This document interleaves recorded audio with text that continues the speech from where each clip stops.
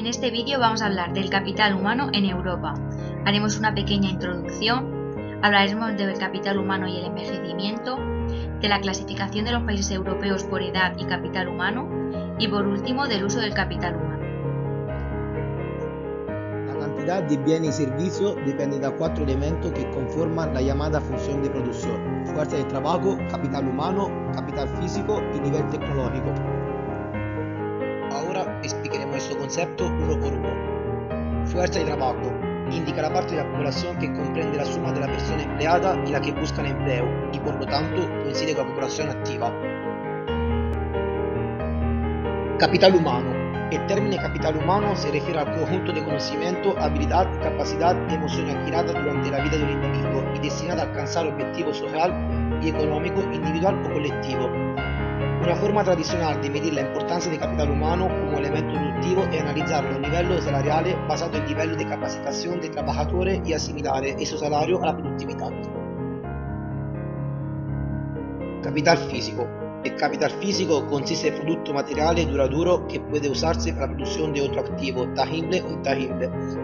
El capital físico juega un papel fundamental en el crecimiento económico. Las infraestructuras y el equipo necesarios para la producción de un país deben reemplazarse con el tiempo porque están sujetos a desgaste y para renovarlo debe realizarse inversiones. Nivel tecnológico. A largo plazo, el cambio técnico es el principal impulsor de crecimiento. En concreto, la innovación tecnológica que está detrás del crecimiento y que explica el proceso expansivo de la economía occidental a partir de la revolución industrial proviene de dos fuentes: la innovación propiamente dicha y la imitación con éxito de tecnología más avanzada, ya que han sido implantados para la economía punteras. Y ambas funciones, imitar con éxito tecnología más avanzada o directamente innovar, sean claramente condicionadas por el nivel formativo de la población activa. El desafío europeo para mantener el bienestar alcanzado.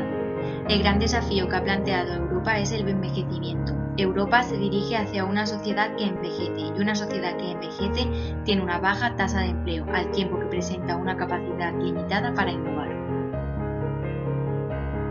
El capital humano y el envejecimiento, dos grandes retos para Europa. El capital humano en los países europeos, comparación internacional.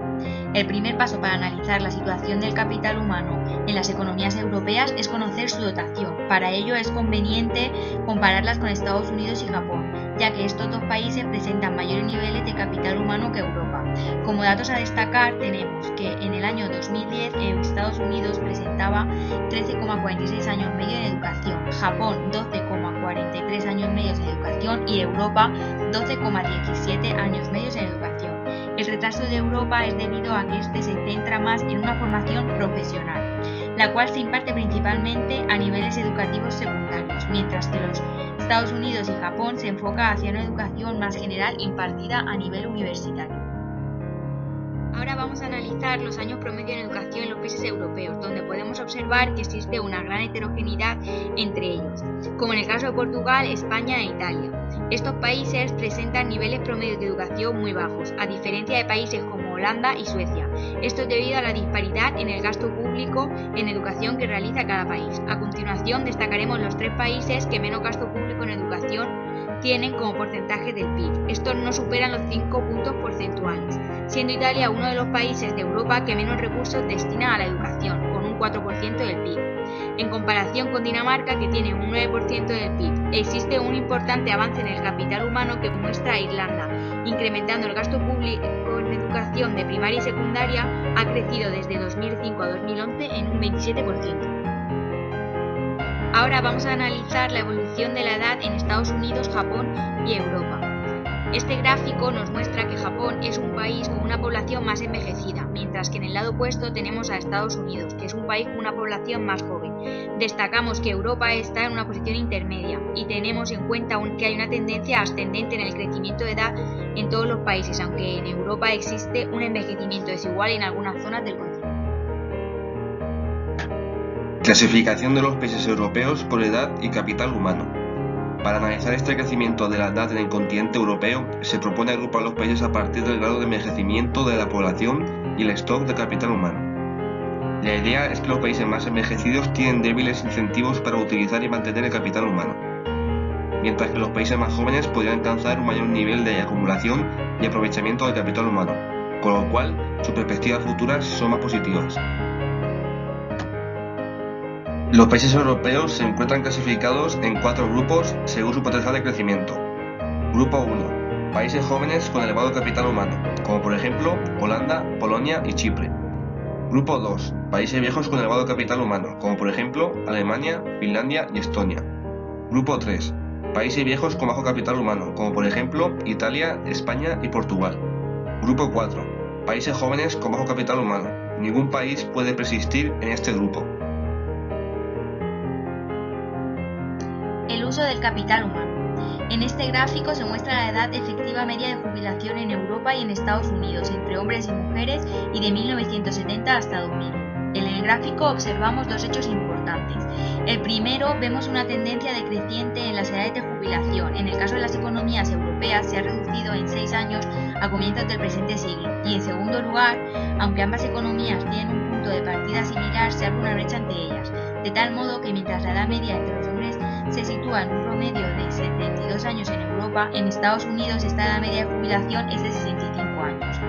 Existen diversas diferencias entre los países europeos.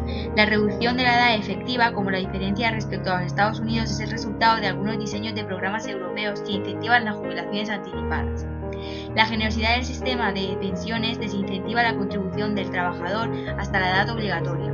En Estados Unidos, el sistema no produce este incentivo tan grande y por ello los individuos contribuyen hasta la edad de jubilación más cercana a la edad de jubilación obligatoria. Por otro lado, en este gráfico vemos el porcentaje de ocupados con estudios terciarios en puestos de trabajo no cualificados durante los años 2001, 2007 y 2013. En este gráfico podemos destacar 3 cosas importantes. En primer lugar, vemos la existencia de marcadas diferencias que se muestran desde el entorno del 35% en países como España, Chipre y Estonia, hasta porcentajes inferiores al 10% como es en el caso de Luxemburgo. En segundo lugar, vemos como en el periodo de crisis económica coincide un incremento del porcentaje en casi todos los países.